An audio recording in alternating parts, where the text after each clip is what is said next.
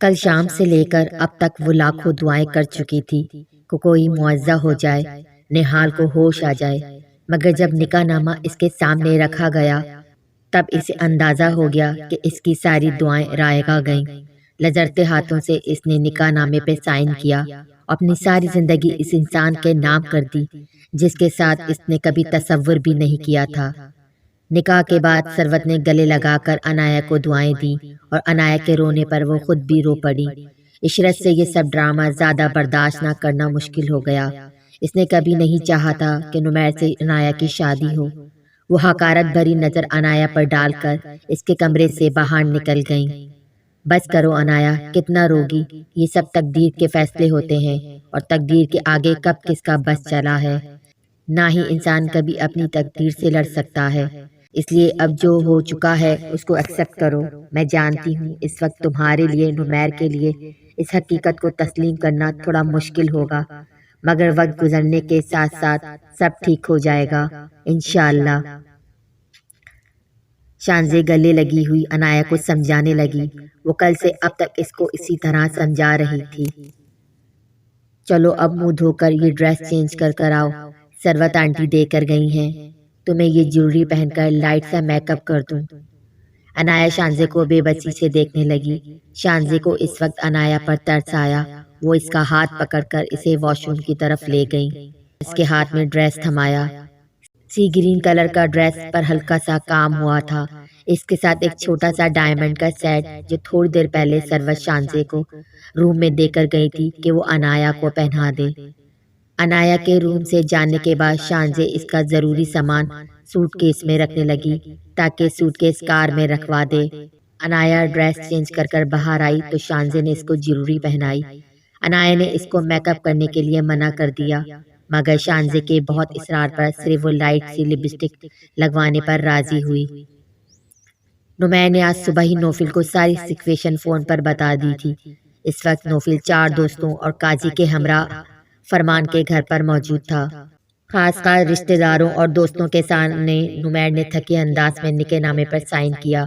دوست اور رشتہ داروں سے مبارکباد وصول کرنے کے بعد نمیر نوفل کی طرف پلٹا۔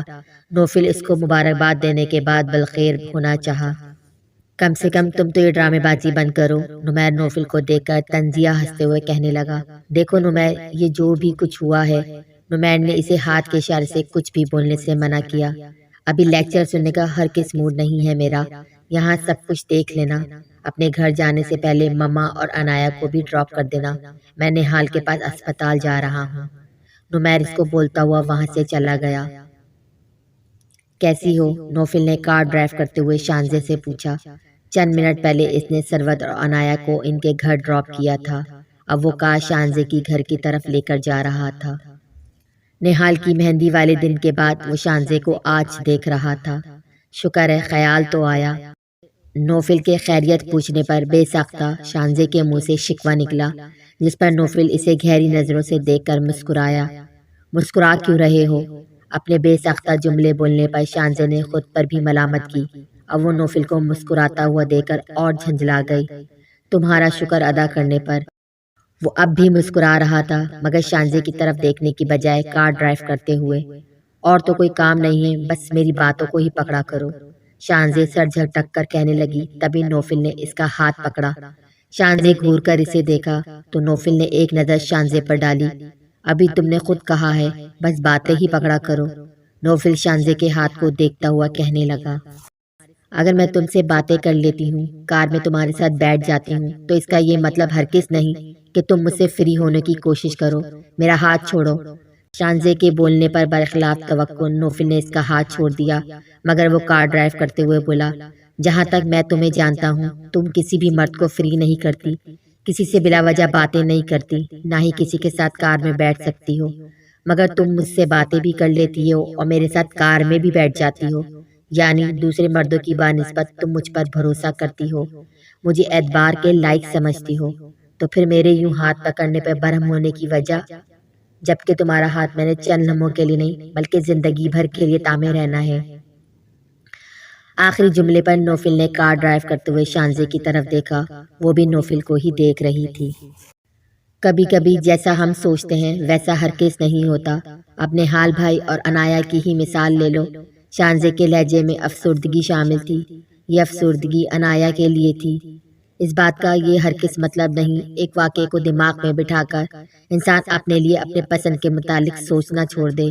شاید نمیر، نہال اور انایا کے لیے آگے جا کر اس میں کوئی بہتری ہو۔ ہاں، ابھی جو ان کی زندگی میں یوں اچانک طوفان آیا ہے، اس کے لیے دل افسردہ ہے۔ نوفل کار ڈرائیو کرتا ہوا بولا۔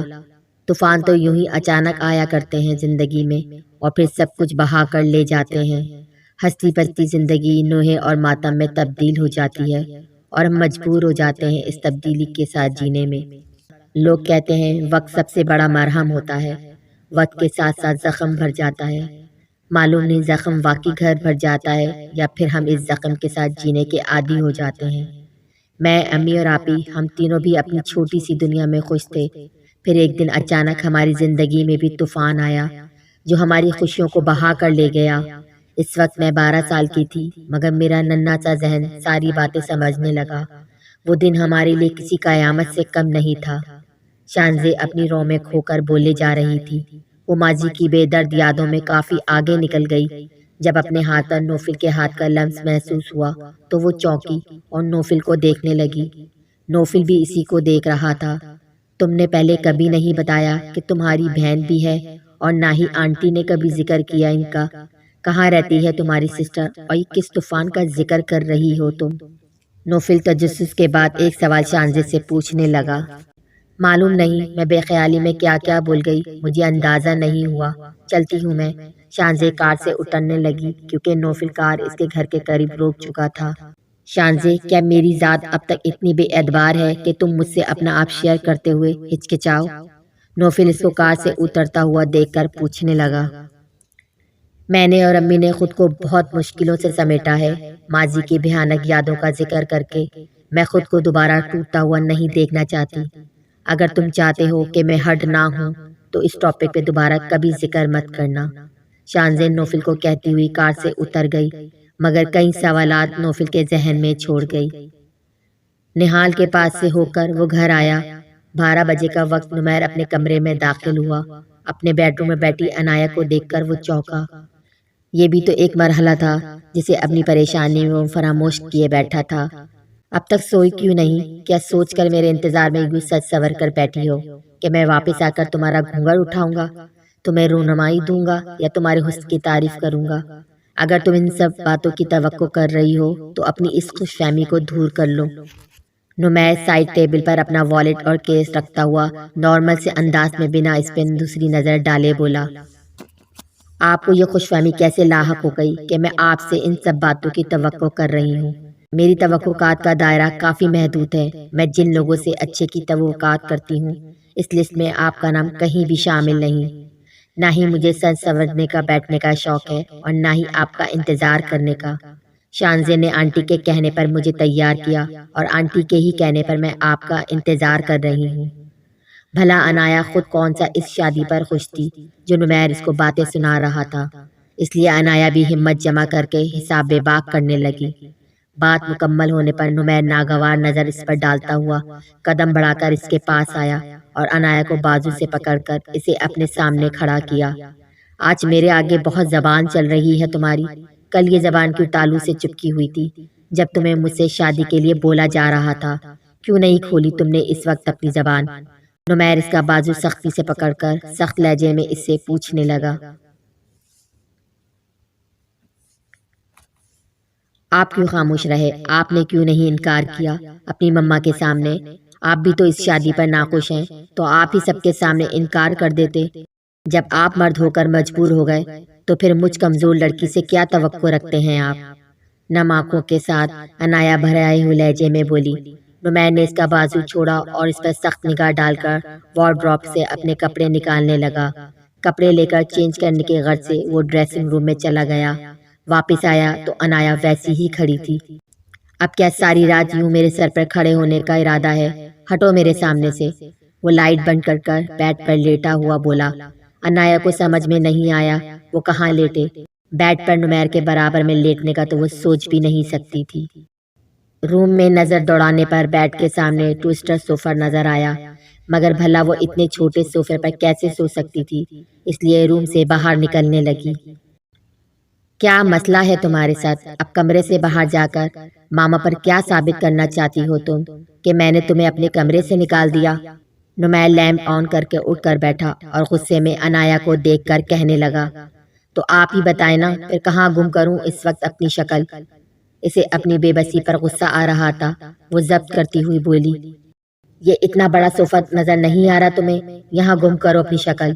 نمیر نے صوفے کی طرف اشارہ کرتے ہوئے غصے میں کہا، کیونکہ وہ 2 راتوں کا جاگا ہوا تھا اور اس وقت اسے شدید نیند آ رہی تھی۔ نمیر صوفے کی طرف اشارہ کرنے پر عنایہ اس بڑے صوفے کا سائز دیکھنے لگی اور قدم اٹھاتی ہوئی صوفے کے پاس آ کر اپنا آپ اس صوفے پر ایڈجسٹ کرنے لگی۔ کوئی اڑتی ہوئی چیز عنایہ کے منہ پر آ کر گری تو بے ساختہ عنایہ کے منہ سے چیخ نکلی، مگر ہاتھ سے ٹوٹنے کے بعد اندازہ ہوا وہ تکیہ تھا جو یقیناً نمیر نے اچھال کر اسے سونے کے لیے دیا تھا۔ مہربانی کے اس انداز پر عنایہ کا دل ہی جل گیا۔ عنایہ، میں بہت تھکا ہوا ہوں اور مسلسل 2 راتوں کا جاگا ہوا ہوں، اس وقت میں صرف سونا چاہتا ہوں، اب مجھے تمہاری کوئی دوسری آواز نہیں آنی چاہیے۔ اندھیرے میں عنایہ کے کانوں میں نمیر کی آواز گونجی۔ اس کے تھوڑی دیر بعد عنایہ کو اندازہ ہوا نمیر سو چکا ہے۔ وہ آہستہ سے اٹھی، ڈریسر کے سامنے کھڑے ہو کر گلے سے پینڈنٹ اور ایئر رنگز ہاتھوں میں موجود کڑے اتار کر ڈریسر پر رکھتی ہوئی ڈریسنگ روم میں چلی گئی، جہاں اس کا سوٹ کیس رکھا ہوا تھا۔ اپنے لیے آرام دہ سوٹ نکال کر چینج کر کے وہ دوبارہ روم میں آئی اور آہستہ سے آ کر صوفے پہ لیٹ گئی، جس پر وہ اپنے پاؤں بھی پوری طرح پھیلا نہیں سکتی تھی۔ نیند نہ آنے کے باوجود وہ سونے کی کوشش کرنے لگی۔ صبح الارم کی آواز پر نمیر کی آنکھ کھلی، وہ اٹھ کر بیٹھا تو اس کی نظر سامنے صوفے پر گئی، جہاں پر عنایہ سکڑی سمیٹی اپنے دوپٹہ اڑے صوفے پر لیٹی ہوئی تھی۔ ایک لمحے کے لیے نمیر کو احساس ہوا وہ ساری رات ٹوسٹر صوفے پر کیسے سوئی ہوگی۔ نمیر بیڈ سے اٹھ کر اس کے پاس آیا، عنایہ کو آواز دے کر اٹھانے ہی لگا تھا، نمیر کی نظر اس کے چہرے پہ پڑی۔ وہ جھک کر غور سے عنایہ کو دیکھنے لگا۔ سوتے ہوئے نمیر کو وہ کوئی معصوم سی بچی لگی، حسین لڑکی۔ نمیر کے دل میں بے ساختہ آواز آئی، حسین لڑکی کہہ کر وہ پہلے بھی اکثر عنایہ کو پکارتا تھا، مگر آج غور سے اور اتنے قریب سے عنایہ کو دیکھ کر اسے احساس ہوا اس نے کتنا صحیح اس کا نام رکھا تھا۔ میں ایسا کیوں سوچ رہا ہوں؟ نمیر عنایہ کو دیکھ کر دل ہی دل میں اپنے آپ سے مخاطب ہوا۔ بیوی، ایک اور آواز اس کے اندر سے ابھری۔ نمیر اپنا ہاتھ آگے بڑھا کر عنایہ کے گال کو نرمی سے چھوا، کہیں احساسات اس کے اندر پیدا ہونے لگے۔ نکاح کے 3 بول ایسی طاقت رکھتے ہیں، تمہاری فیلنگز خود ہی چینج ہو جائے گی۔ نمیر کو ثروت کی بات یاد آئی، وہ ماتھے پر آئے عنایہ کے بال ہٹانے لگا۔ نہال کی محبت، ایک اور آواز اس کے اندر سے ابھری۔ نمیر نے جھٹکے سے اپنا ہاتھ پیچھے کیا اور ایک دم کھڑا ہو گیا۔ اب اس کا دم گھٹنے لگا۔ اس نے کمرے میں موجود کھڑکی کھولی اور کھڑکی سے باہر دیکھنے لگا۔ کیا یہ احساس ساری زندگی مجھے تڑپاتا رہے گا کہ میں نے اپنے بھائی کی محبت سے شادی کی؟ نمیر تلخی سے سوچنے لگا۔ اس نے ایک نظر دوبارہ عنایہ پر ڈالی۔ کمرے میں اچھا خاصا اجالا ہونے کے باوجود وہ گہری نیند میں سو رہی تھی۔ اسے عنایہ کی نیند پر رخش آنے لگا۔ عنایہ! نمیر نے وہیں اس کو آواز دی، مگر وہ اپنے نام کے پکار پر بھی ٹس سے مس نہ ہوئی۔ نمیر دوبارہ اس کے پاس آیا۔ عنایہ، اٹھو، صوفے پر جا کر بیڈ پر لیٹ جاؤ۔ نمیر عنایہ کے پاس کھڑا ہو کر اسے کہنے لگا، مگر عنایہ دائیں کروٹ لیے صوفے پر گہری نیند سو رہی تھی۔ کوئی جواب نہ پا کر اس کا بازو ہلانے کی غرض سے نمیر نے اس کی طرف اپنا ہاتھ بڑھایا ہی تھا، وہیں عنایہ نیند میں سیدھی ہو کر لیٹی۔ نمیر نے فوراً اپنا ہاتھ پیچھے کیا۔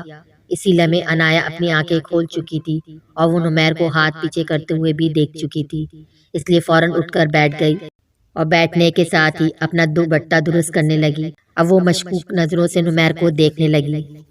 کون سا نشہ کر کے سو رہی ہو تم کہ تمہاری آنکھیں ہی نہیں کھل رہی ہیں؟ کب سے آوازیں دے جا رہا ہوں، کیا دونوں کانوں کے اندر روئی ٹھوسی ہوئی ہے؟ عنایہ کو اپنی طرف شک بھری نظروں سے دیکھ کر وہ الٹا اسی پر چڑھ دوڑا۔ معلوم نہیں وہ اس کے بارے میں کیا سوچ رہی تھی۔ نمیر یہ سوچ کر مزید جھنجھلایا۔ کیا کوئی کام تھا آپ کو مجھ سے؟ عنایہ اب اپنے بالوں کو رول کر کے جوڑا بناتے ہوئے اسے پوچھنے لگی، آفس جانا ہے مجھے، کپڑے نکالو میرے اور ناشتہ ریڈی کرو۔ اب نمیر اسے یہ ہرگز تو نہیں کہہ سکتا تھا کہ وہ اسے بیڈ پر آرام سے لیٹنے کے لیے غرض سے جگا رہا تھا، اس لیے وہ آرڈر دیتا ہوا خود واش روم چلا گیا۔ کل تک ان کو ان کے کپڑے کون نکال کے دیتا تھا؟ عنایات سوچتی ہوئی وارڈروب کی طرف بڑھی۔ وارڈروب کا دروازہ کھول کر ترتیب سے ہینگ ہوئی شرٹس میں سے رائل بلو کلر کی شرٹس کے ساتھ بلیک ڈریس پہن نکالی۔ وارڈروب میں موجود دراز کے اندر بہت ساری ٹائی رول ہوئی الگ الگ چھوٹے پیکٹس میں موجود تھیں۔ آفس ٹائم میں اس نے اکثر نمیر کو اسی طرح فل ڈریس اپ یا ڈریس پینٹ شرٹ کے ساتھ ٹائی میں دیکھا تھا۔ اب ٹائی سلیکٹ کرنا اس کے لیے مغز ماری کا کام تھا، اس لیے وہ ڈراس بند کر کے نمیر کے کپڑے وارڈروب کے ہینڈل پر ہینگ کر کر کمرے سے باہر نکل گئی۔ ارے بیٹا، تم صبح صبح اٹھ کر کچن میں کیوں چلی آئی؟ یہاں آ کر بیٹھو، حمیدہ آتی ہوگی۔ ثروت اپنے کمرے سے باہر آئی تو عنایا کو کچن میں دیکھ کر اس سے کہنے لگی، جی آنٹی۔ عنایا اتنا کہہ کر ثروت کے پاس ڈائننگ ٹیبل پر کرسی کھسکا کر بیٹھ گئی۔ نمیر جاگ گیا؟ ثروت عنایا کو غور سے دیکھ کر پوچھنے لگی۔ جی جاگ گئے ہیں، آفس کے لیے تیار ہو رہے ہیں۔ عنایا نظریں جھکا کر اپنے ناخن کو کھرچتی ہوئی بولی۔ اتنے میں حمیدہ آ کر کچن میں ناشتہ تیار کرنے لگی۔ نمیر کا رویہ کل رات تمہارے ساتھ ٹھیک رہا؟ ثروت چانچتی نظروں سے عنایا کو دیکھ کر پوچھنے لگی، جس پر عنایا نے نظریں اٹھا کر ثروت کو دیکھا۔ اس سے کیا پوچھ رہی ہیں؟ آپ کو جو پوچھنا ہے مجھ سے پوچھ لیں میرے بارے میں۔ ویسے بھی اس کی زبان صرف میرے سامنے چلتی ہے، باقی سب کے سامنے تو یہ ایسی بن جاتی ہے جیسے اس کے منہ میں زبان ہی نہ ہو۔ نمیر بولتا ہوا آیا اور کرسی کھسکا کر عنایا کے سامنے بیٹھا۔ عنایا نے شکوہ کرنا نظر اس پر ڈالی۔ وہ عنایا کی نکالی ہوئی ڈریسنگ میں موجود تھا، جس پر بلیک کلر کی ٹائی کا اضافہ تھا، جس پر بلو اور گرے کلر کی دھاریاں موجود تھیں۔ یہ کون سا طریقہ ہے نمیر اپنے بیوی سے بات کرنے کا؟ میری ایک بات ہمیشہ یاد رکھنا، جیسے تم نے میری بات مان کر ہمیشہ ایک اچھے بیٹے کا ثبوت دیا ہے، اسی طرح میں امید رکھوں گی تم عنایا کے لیے بھی اچھے شوہر ہونے کا ثبوت دو۔ اگر تم اس کی طرف سے غفلت اور لاپرواہی برتو گے تو میں تم سے خفا ہوں گی، اور مجھے معلوم ہے تم مجھے خفا نہیں کرو گے۔ ثروت نمیر کو دیکھتی ہوئی بولنے لگی۔ حمیدہ ٹیبل پر ناشتہ رکھنے لگی۔ عنایا دونوں ماں بیٹوں کو دیکھنے کے بعد اب ایسے پوز کرنے لگی جیسے اس کا نہیں کسی اور کا ذکر ہو رہا ہے ان کے بیچ۔ ایکسیلنٹ ماما، آپ تو میری توقع سے بھی بڑھ کر اچھی ساس ثابت ہو رہی ہیں، مگر تھوڑا بہت گائیڈ آپ کو اپنی بہو کو بھی کرنا چاہیے۔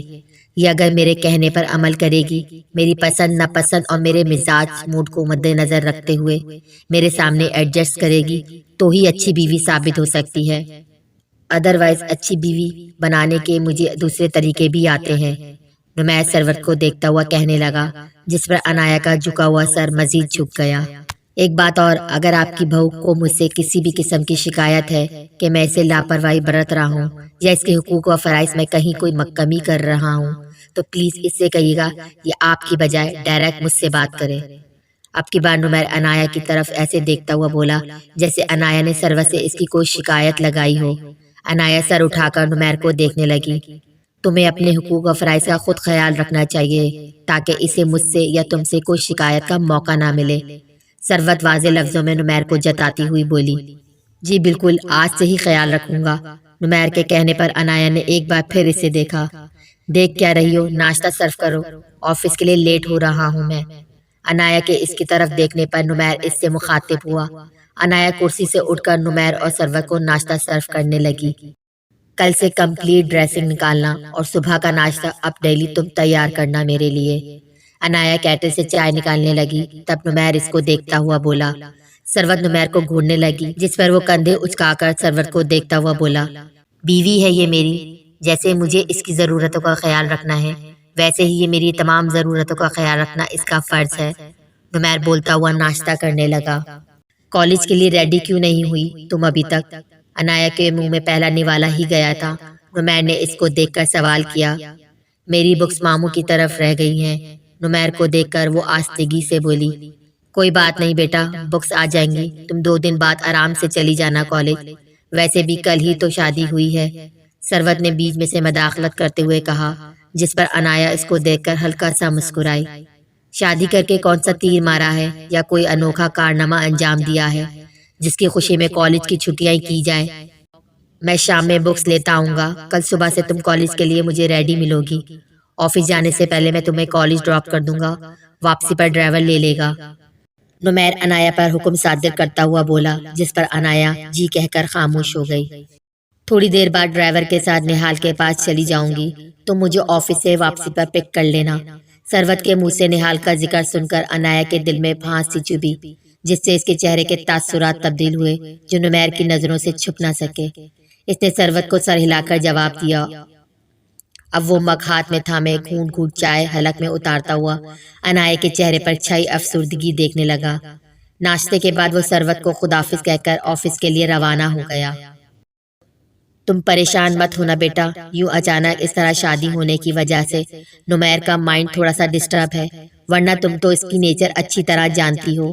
اپنے سے منسلک رشتوں کو لے کر وہ بہت زیادہ احساس ہے. مجھے تو یہ کہنے کی ضرورت نہیں کہ تم نمیر کا خیال رکھنا. میں جانتی ہوں تم اس کا خیال رکھو گی، کیونکہ تم میری اچھی بیٹی ہو اور اسی وجہ سے میرا انتخاب بھی. نمیر کے آفس جانے کے بعد ثروت مسکرا کر عنایا کو سمجھانے لگی. عنایا اس کی بات پر مسکرا بھی نہ سکی، نہ وہ یہ کہہ سکی. وہ اچھی بیٹی ہونے کے ساتھ ساتھ انسان بھی ہے. جیسے اس کے بیٹے کا مائنڈ اپسٹ ہے، ویسے اس کا بھی مائنڈ اپسٹ ہوا ہے. اگر نمیر اپنے سے منسلک رشتوں کو لے کر احساس ہے تو اس نے کون سا اپنا اور عنایا کے رشتے کو دلی طور پر قبول کیا ہے جو وہ عنایا کے لیے احساس ہوگا.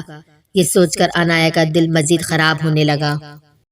تھوڑی دیر بعد نہال کے پاس ہاسپٹل جاؤں گی. آج اسے آئی سی یو سے پرائیویٹ روم میں شفٹ کر دیں گے.